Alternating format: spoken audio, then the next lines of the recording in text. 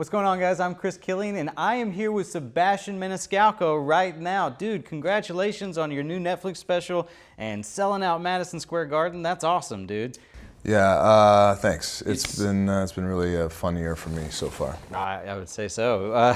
It's like you're like at a special club now. It's like what, 9 or 10 comedians have sold out Madison Square Garden. I think it's 14 have played the room. I think that's the stat for Madison Square Garden. I like it more than I thought it was. So with the new Netflix special, Stay Hungry, I was kind of curious about this. So why was Netflix like a good home for you versus like an HBO or Comedy Central or something like that? Yeah, so the last 3 specials were on Showtime, and Showtime was really good to me. This time I just wanted to hit a different demographic, a different audience, and Netflix obviously is the kind of king of comedy right now. They have a huge reach internationally. It's something I want to do, is kind of spread my wings internationally, and they have a reach that some other platforms just don't have. So I just wanted to give Netflix a shot, and they've been really good to me. And the last special that we shot with them was at Radio City Music Hall and is currently running now on Netflix, as well as my special that I did a few years back called Aren't You Embarrassed? Okay, so the Stay Hungry tour that you're on now is running till August, is that right? It's going to run, well, the current dates are up until August. We have some new dates coming out in a couple of weeks that are going to populate the latter half of the year in 2019. So there's more dates to come, but right now, currently, it's running up till August. So how much of the material from the special is what you're currently doing on the tour? So yeah, that's a big question a lot of people ask. Hey, am I going to see the same thing that I'm watching on Netflix at your live show? And the answer to that is no.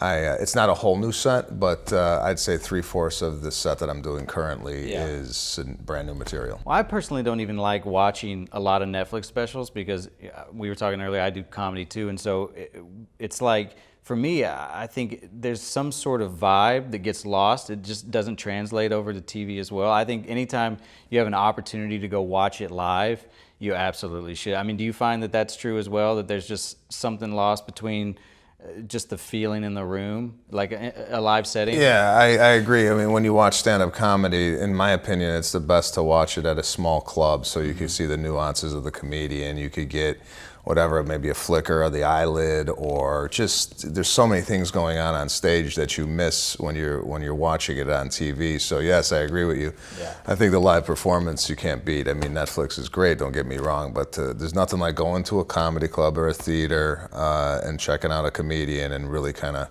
taking it all in. Yeah. I was actually catching your podcast you're on with Joe Rogan, and something that you said that resonated with me is how you feel uncomfortable if you don't have a microphone. I feel weird right now. I don't know what to do with my hands when we don't have a microphone.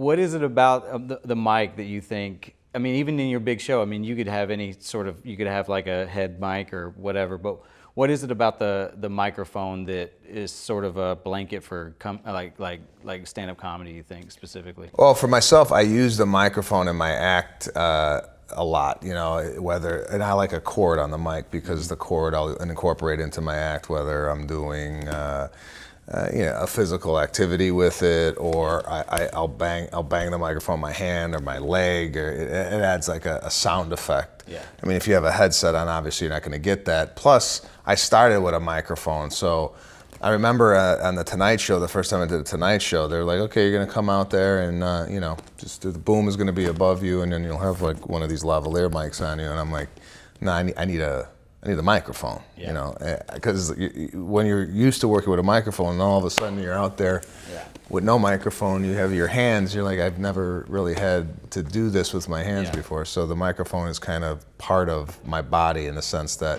it's used and incorporated into the act. I got tricked one time into doing a show, like a private show at someone's house, and I didn't know that was what I was going to do.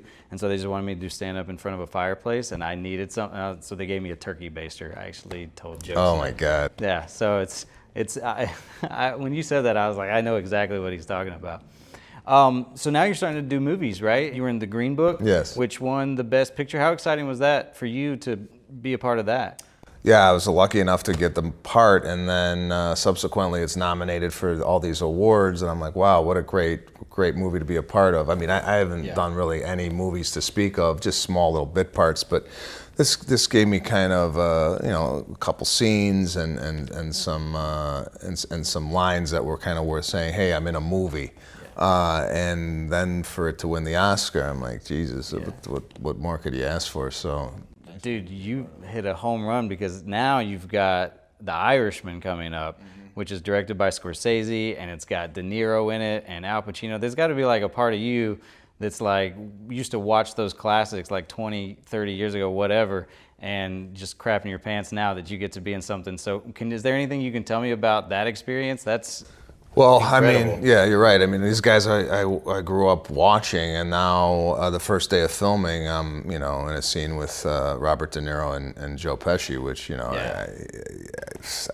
I was nervous to say the least. I mean, I do stand-up comedy for a living, and now I'm working with two of the arguably best actors of our generation. So yeah, I mean, I learned a lot being on the set. Scorsese was fantastic and kind of telling me what he wanted, and I was just there to kind of absorb and listen and learn and be a part of the project, which I haven't seen the movie yet, and I'm just as excited as everybody else to see what this thing's going to look like. So yeah, it was something special.